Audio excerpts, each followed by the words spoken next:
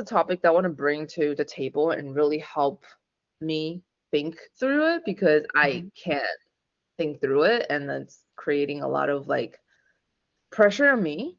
So my mom also came to Asia with me, so we traveled together to see our grandparents. And well, when she was in US, and she wasn't like putting so much pressure on me of getting married and like what's the status of when you're gonna get married. Your time is ticking, and like, oh, what about having kids and things like that. It's less frequent conversation about that when Mhm. she's in US. And now like we're now all both in China. Maybe she has a ton of time available to her now. I just keep hearing like her bring up the conversation about like when you're gonna marry, you have to seriously think about this. You're like you're if you're not finding the person, or you just want to simply get pregnant, when are you gonna do that? And I just keep hearing this over like lunch tables, breakfast tables, every single meal that she's like that I'm having with her at home. And I just don't want to go home anymore. And she make it so like less about like, the marriage, the way how I think about marriage is more having a partner Mhm. with someone rather than like It seems having a very baby. transactional, like Right. Transaction. It's very transactional to me right now because it's just marriage equals have a kid. Their logic doesn't make sense to me yeah. because her argument is that have a kid because when you get old, someone's gonna take care of you. Your kids are going to take care of you. No one else, like no friends, no other people will take care of you, and they're not gonna be as sincere as your kid. I get that point, but it shouldn't be the purpose of trying to get married because just have kids so you can like die better old. Mhm. Well, going back to what Tova was saying, it seems like there's a generational divide here in terms of how the older generation views marriage and having children versus the younger generation, where it's more about having a partner, Yeah. quality. It's not just perspective. I think life has changed. Therefore, the way we live, and a lot of women are very independent, financially independent, where they don't need someone, or they're very capable of creating their own social network outside of a family dynamic. I think the whole community system and support has significantly changed. Mhm. Absolutely. But I have to ask you, Cleo, do you think because perhaps perspectives are much more conservative in China and you are around your grandparents? Now, if your mother thinks like this, I'm sure your grandparents think even more. But she might get pressure from your Like she's grandparent. getting Yeah, pressure are from, they? that's that's how I'm seeing this. Like they're probably down her back being like, how old is Cleo Or now? even an unspoken pressure, right? There's Yeah. also that. There's this like a lot of expectation in our cultures that even though it's said, it's like it's very calculated the way they address things, Yeah. where there's a lot of underlying, intentions behind Intentions, their exactly. words. Yeah. Very well said. But also, you being an only child and also you're female. Yeah. So it's even probably you're the only outlet that they have. Yeah. Yeah, the way how they're seeing this as a bigger problem is the way how they address it is like, I'm thinking from your perspective. You're making a really stupid decision. They call it stupid and dumb. It's like you are not being smart in here because you're not married. I make sure I confirm that. I'm like, because I was talking, I had my solo time with my grandpa yesterday, and we're just walking on the street, and he was just like, you're making a not smart decision right now for doing that. I'm like, are you saying I'm being stupid or not smart because I'm not getting married? He's like, yes, your time is missing out. And it's funny, Tova, like my grandparents hasn't been so much putting so much pressure. It's not like every time I see them they talk about it. It's more coming from my mom. I don't know like why she so urgently needed it all of a sudden. And Well, it could that's be like she's also worried about you. It's like there's a concern of, yes. I think I that's can't take care of you forever. I want someone else to. yeah. As a mother, we do think about that. We want our children to be happy. I think there also, and I catch myself doing this, where I want my children to want the things that I didn't have, or I want my children to have things better that I didn't Mhm. have opportunities to.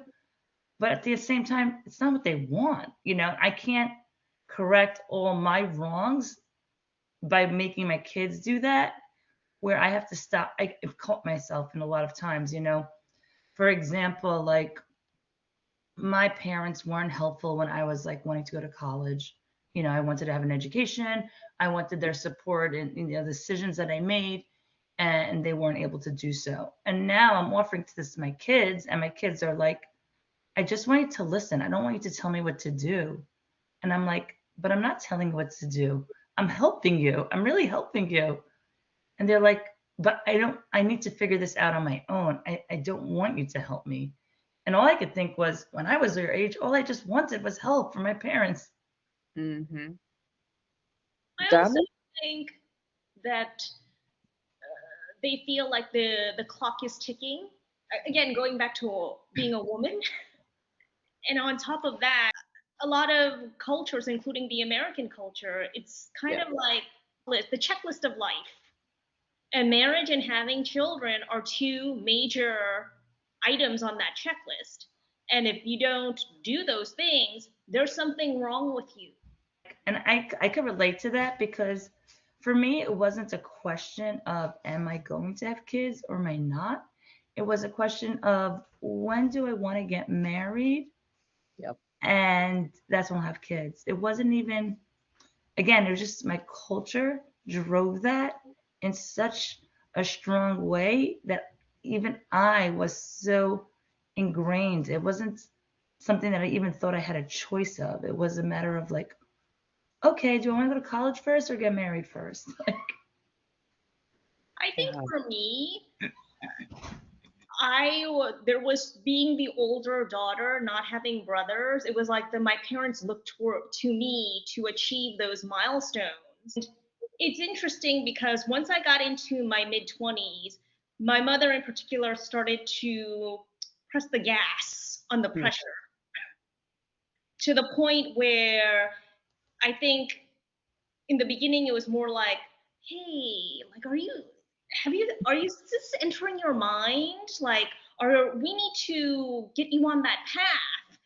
And the more I rebelled, again, very similar thoughts to you, Cleo, and started deconstructing this and also pointing out dysfunctional marriages that I was surrounded by, including their own marriage, and all of the shortcomings and consequences and the fallouts that my sister and I suffered because of that marriage. It was more like she got more and more aggressive Mm. to the point where it became unbearable. Towards the end of that, I guess, chapter, um, it was like downright nasty. Like, you're stupid. There's something wrong with you. You're going to regret it. I have a question for both of you, and I think about this myself. Do you think in your culture, or just specifically to your parents, they see their successes if their children get married and have families, or if they don't, they see it as their own failure as a parent? Well, that was another thing that my mother, particularly in the Korean culture, people are obsessed with how they are conveyed to Mm. other. And of course, like having that big expensive wedding where like all neighbors and family members are invited to, and they spend shit ton of money and it's a big spectacle, is a huge accomplishment for their own life checklist, right? And oftentimes, I want to like say in Asian cultures, it's that sometimes the pressure was so much that sometimes people are, especially female, are just married. I don't Now, want to make it. is this pressure young? Because like in the Jewish culture, it's literally at 18 and 19, marry off your kids. It's Oh. like I got married at 26, and I was considered this old maid that they never thought would ever get married. Mm. Like for I us, think, it's like literally like finish high school and marry off. wow, that's very early Yeah, for that's Asian culture. I think the age is like 20 to 30. Like that's the range that you need to find a slot of your life that you get married and have kids. Right. And After college, of course.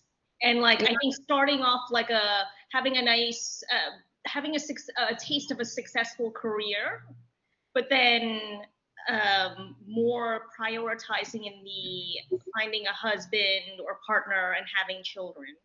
yeah, And is the expectation like to have it all? Have a career, have a husband, have children? I don't know of many women who have both. Oftentimes they prioritize, they leave their careers or they work part time, regardless of how successful they were, what type of college they went to, what achievements that they had, and they prioritize the husband and the family. I actually never thought about this perspective, which is very obvious. I don't know, I'm not sure, just not clicking with me until we brought this up.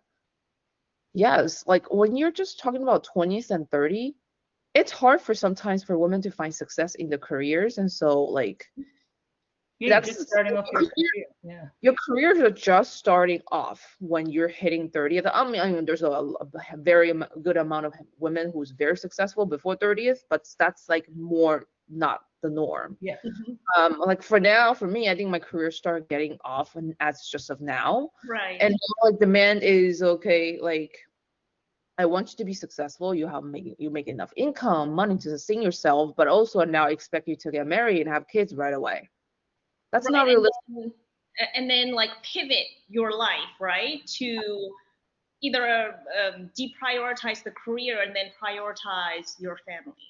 Yeah, and then like the weirdest thing that they're saying is like stay in China, give up your US citizenship, just come back to China and like just get married here. And to me it's like that's a very stupid decision Well, because go That's ahead. so from my interesting. That person. perspective, it's So, just so crazy. so here's a story for you too. And Tova, I have had Jewish friends who have gone to Israel to find a spouse. And very similarly, I have family members, my uncles in particular, who are here but went back to Korea to find love. Love, and I use that in a wife. Those are not necessarily connected. Yeah, yeah. And literally, like within weeks, a month, here's my fiance. That's happened quite a bit in my family. So I think just in general from seeing, relationships and why people do it, especially like in the Jewish culture, it's really more about a partnership of building a family together. And it's about both making a commitment to raising a family. And when you have shared values and similar understandings, it just makes that partnership much easier because you both emphasize and want the same things. You know, how you spend your money, how you want your house to conduct your household, how you want to raise your children. And a lot of these are big issues. So a lot of people just kind of look for a partnership. Oh, this makes sense. Right. This is why it works. Right. It's not like the prince on the white horse. It's not like you Very- care and see me as a person and see my value, and therefore I matter and my desires and wishes matter to you and respect each other. It's, oh, we both want to raise a family in this kind of way. And we seem to get along. We seem to kind of like each other. yeah, so, and maybe I'll tolerate you or get right, over. Yeah. why The waste price I pay. years trying to find a fiance and check off all those lists of like being a partner, a great parent, a great lover, financial support? I mean, that's an exhaustive list, right? It's more like it's more like convenience, right? Like we have an end goal and let's be convenient to find someone to meet that end goal. Yeah, I mean, my cousins are very, very religious, like Hasidic, and my aunt has married off her kids, but she does so much of the vetting process before the children even go and meet each other. Right. I mean, we're talking about an extensive vetting process of does this person match my child in every way, not just in raising a family, but in personality, in the way they think, in the way they were raised, who are their parents, and Yes. what are the parents and the like. I mean, they go back into the grandparents' history, and I mean that's how extensive research, because for them they feel marrying off their children young is what they want. And the way you'll get along is as much as you have in common and share similarities and shared experience and understand each other, you know, you will fall in love over time as you work for Yes. it. And that's what happens. And that's what they believe in. And they've all done that. So, Very similar to my friends who are of Indian and South Asian backgrounds. The marriages were essentially arranged, and I have several friends whose parents met before the fucking wedding. They didn't know each other. This is your wife, this is your husband, and it's exactly what you said. They learn to love each other, knock on wood. Now, that's it. A lot of them are divorced, and I think that's like the whole Western lifestyle, no, where it's like, well, I want the love of my life and my best friend and the partner and all of that. But going back to the Asian way and what you said, I mean, if I were to bring home an artist, my parents would have been outraged, right? Because it was like, wait, he's not going to earn money. And what kind of education does he have? And what do his parents do? It's not just like, just get married to anyone. It has to be the Yeah, right person. exactly. when I What told my, requirements? you're going to laugh at this. I told my parents I want to go to college. And you know what their response was to me? Why would you waste your money on an education? You should be investing yourself in finding a husband. Wow. Well, my mother went to college to find a husband, not necessarily to get educated. The way how you see it is the channel. What channels can you get to get married? Yeah, and for me, it was like so naive because I was so ingrained that this is what you do. I ended up choosing a partner that I was like, oh, I could kind of fit in the mold of the community with this person versus what do I need as for myself? What do I want? And it was so not even about me, even though it was me. And I Well, made a mistake. I didn't marry. I married for the wrong reasons. I married the wrong person, and as a result, you know, it changed so much. A lot of opportunities were taken off the table for me. You know, yeah. I went down a path that, knowing what I know now, I wouldn't have taken. But I didn't What? know any better. I didn't know enough. How long were you married for? 10 years. Wow. Okay. And what happened? How did people react when you decided to divorce? Well, my ex had severe mental health issues. So leading up to it, there was a lot of Mm-hmm. Mm, confrontation and issues going on with him. So people just stepped away. They just didn't want, they're like, this is messy. Like, I don't want to get involved in this, whatever this is. Like, mm, so when I got divorced, it was pretty much on my own. There's no one else, you know.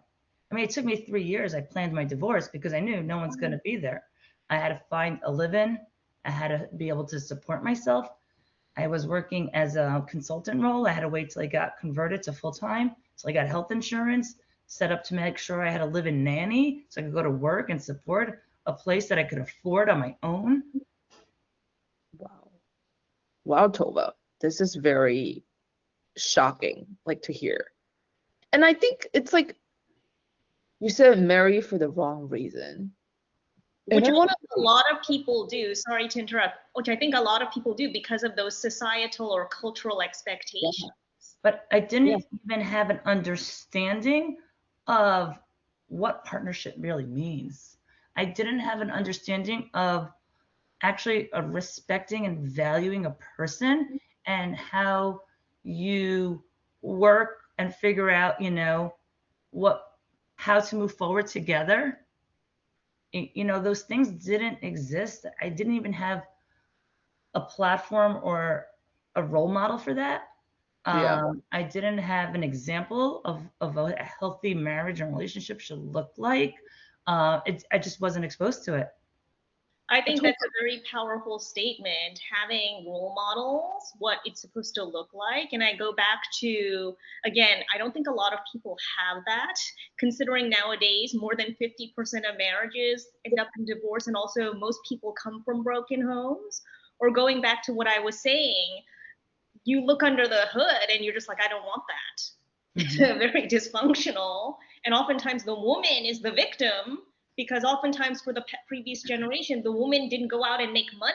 Well, that's why I wanted a college education, because I didn't want to be. I remember thinking, like, seeing my mother being stuck, and I said, I never want to live a life that way. I never want to be able to be stuck. And Yeah. then I got the education thinking I'm so clever and so smart, and then got married and still got, you know, went down a path I didn't want to go, not knowing I was going down that path.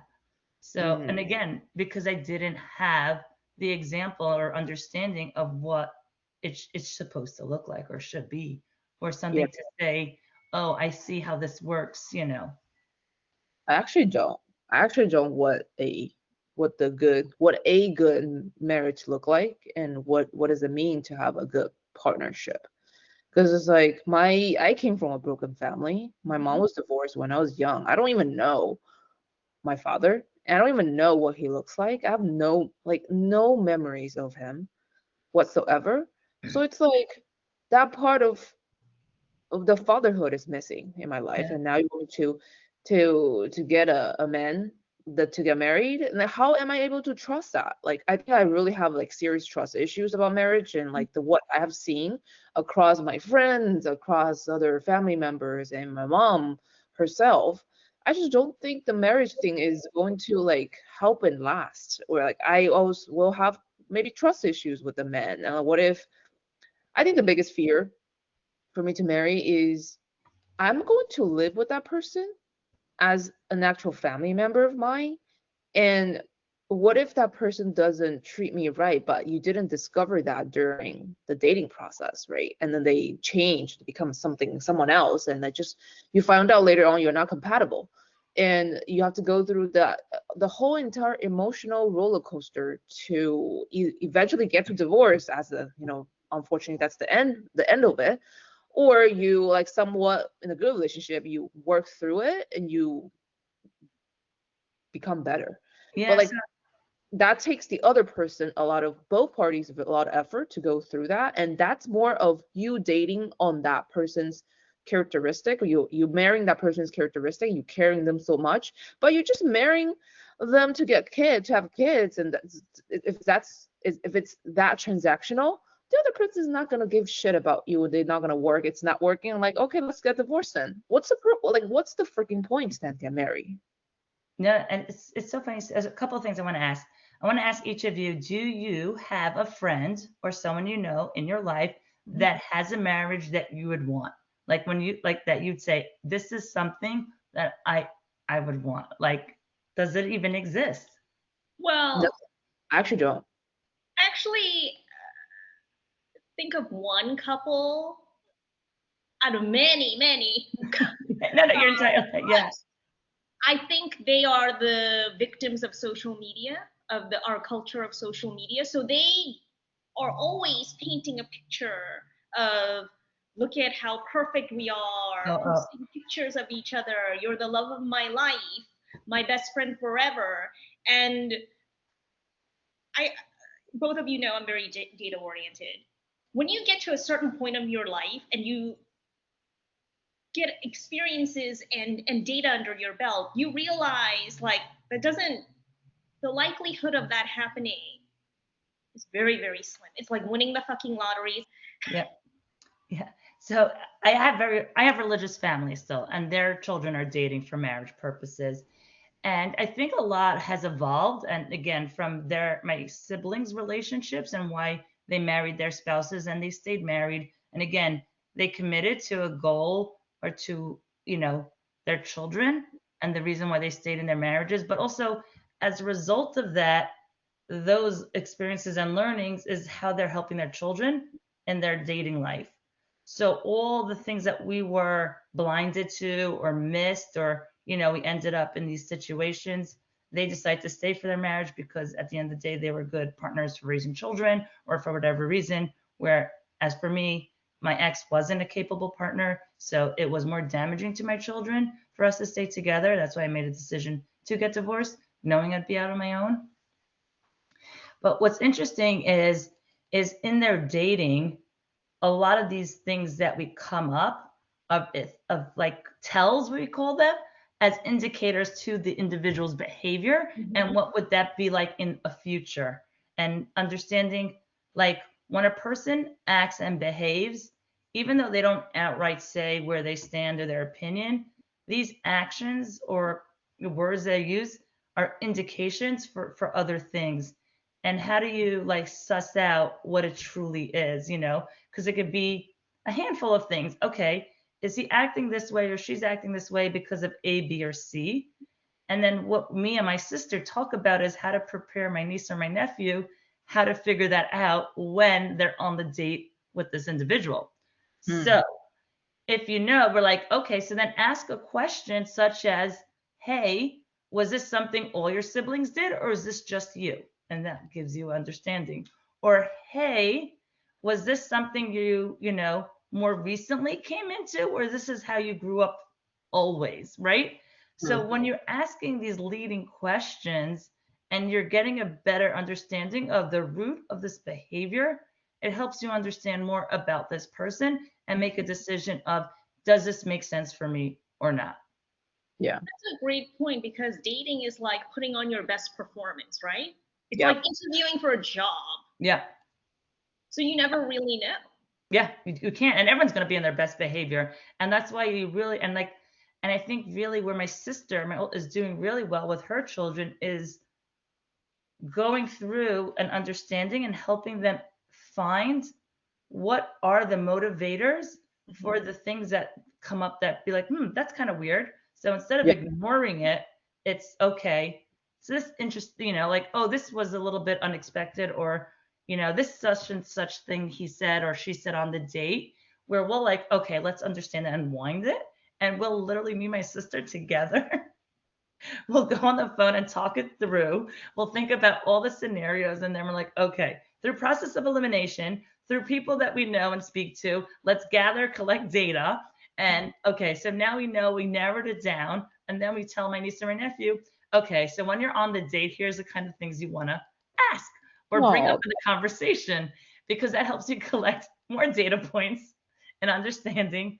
And it really has changed their dating in a lot of ways. so I think I absolutely need this. Like, I need someone to help me think through it because oftentimes you will ring a like when someone did something, you'll be like, ah, that's odd. I'm not Yeah, sure. yeah. So I'll give And you then an well, you never really address it or think deeply about that. Like, I think that's a very good question. Like Jenny said, it's an interview. Everyone's going to put up their best behaviors. And then you just have to unmask it or unmask it or like dig through the flaws and like figure out what's the motive behind it. And so exactly. that's a very good point about like asking questions, about clarifying. Um, I think that's a It's very not good just point. clarifying questions, it's pattern clarifying questions, right? So what Pattern. happened as a kid? What happened in high A note. school? I'm taking a note right now. Pattern clarifying questions. And it really it makes such a difference, and to come out and be able to make a very clear decision.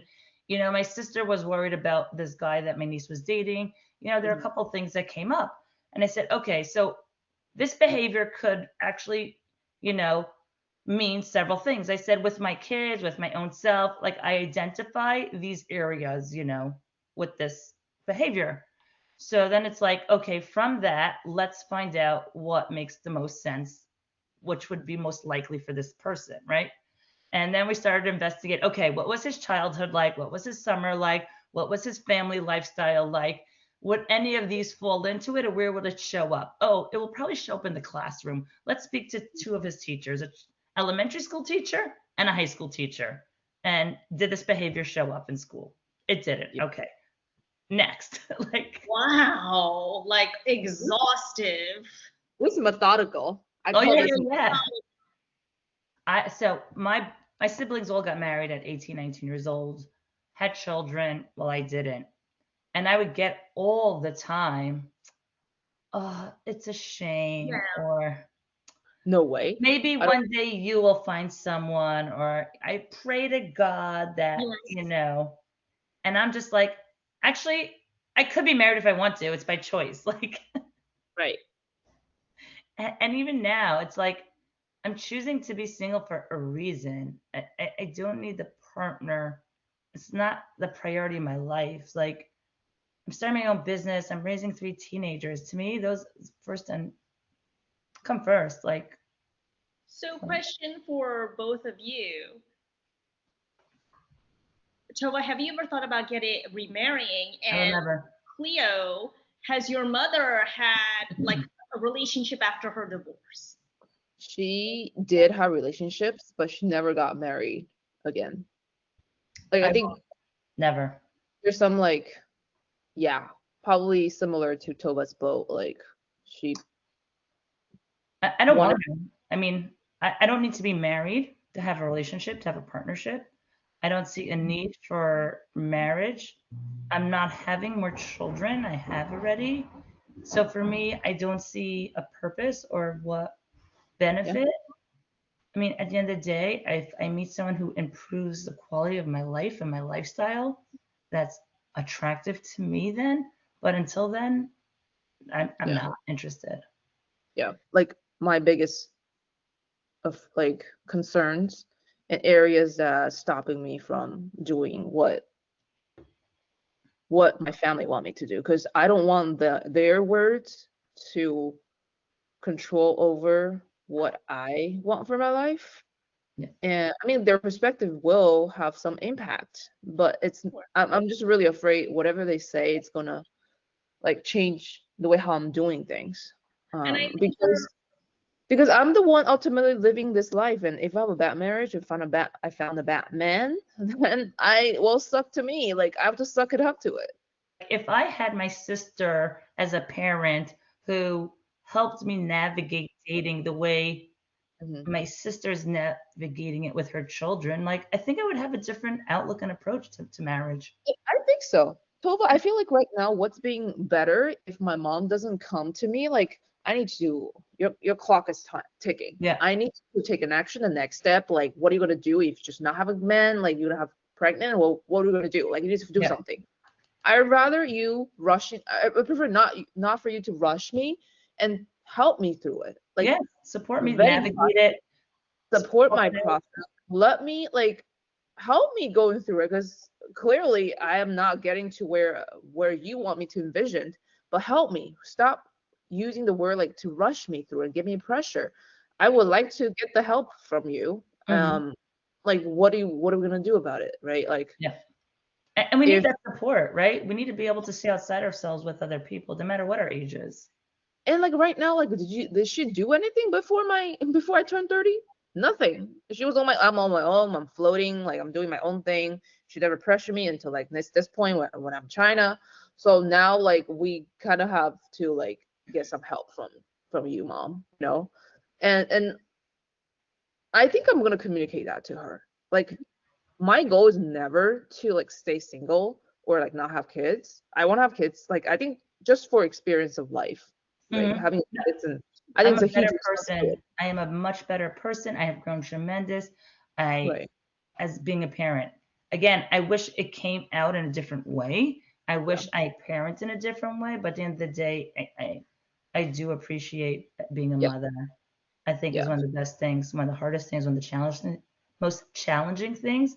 But it also has made me a much better person. Yeah. And I'm I don't grateful. I want to have the ability to experience that side of life. It's more about experience rather than like reproduce Yeah. offspring.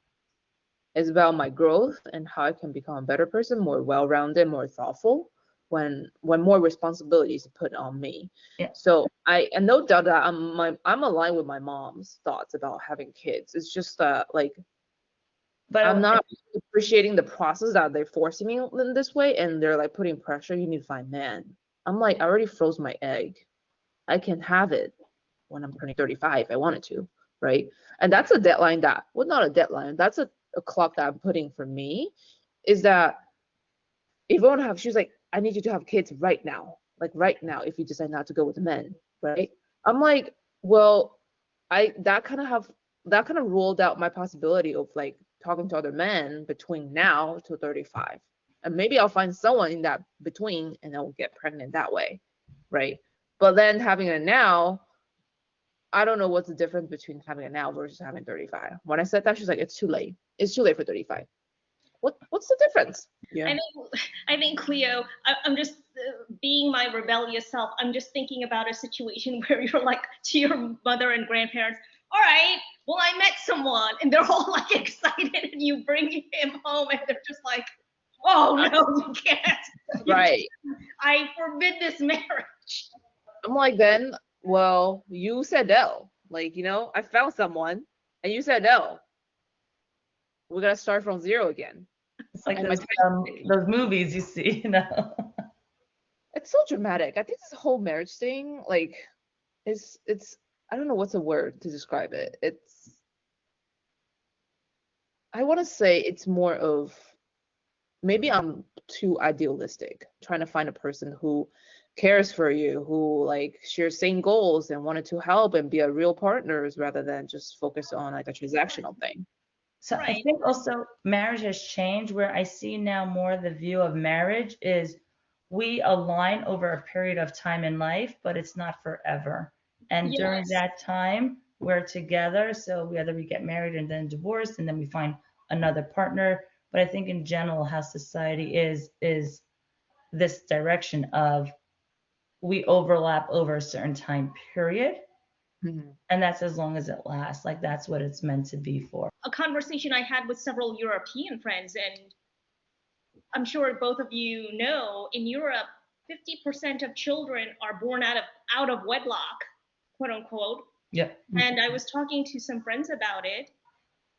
And the problem with America in particular is that unless you're married, you don't have rights. Do you know, like as a cohabitational family unit? Yeah, as a parent, yeah. So even like getting each other's health insurance. So it's kind of like more pressure to get married so that you have rights as a family unit. Mm. Yep. That's actually interesting point, Jenny. And I think for you, Cleo, like if you want to do it, go for it and find people that you could, confide in, have a group of people or that you value their opinion, who know that they have your best interest Mhm. and will help you navigate this. Like you shouldn't do it alone. No one should do this alone. Right. You guys will be my board for that. And also, I think having that very adult, open discussion with your mother hopefully helps things. Well, thank you guys. I think it's good to get this out of my chest a little because I'm really bearing this like for the last freaking 6 days. I've been hearing that every day at lunch table. And even my grandparents, I'll be like, shush to my mom, and my mom continue goes on. And I'm just like, you need to stop. You need to stop. It gets to you, even there's just so much that you could fight back on, but when it's day in and day out and it gets inside you. And it's a Yeah, it very gets really inside of me, and it's starting impacting me. yeah. So I want to make sure that I am not. Well, I know the intention behind my mom, but I'm just not gonna let like whatever words that they used about it like to Yep. get to me. Um, I'll have to like. Well, it's good that I brought this topic up, and I think it's helped me navigate a little. Yeah, In different anytime. situations. Just let us know. All right. Well, another great conversation. Yes, yes. It was so great to hear from both of you to Yeah. really be truly transparent, vulnerable, about something that in all of our cultures has had a heavy weight on us in some shape or form. And to be able to be free from that burden and being able to speak freely is just tremendous. So I appreciate you both. All Thank right. you guys. See Take you next. care.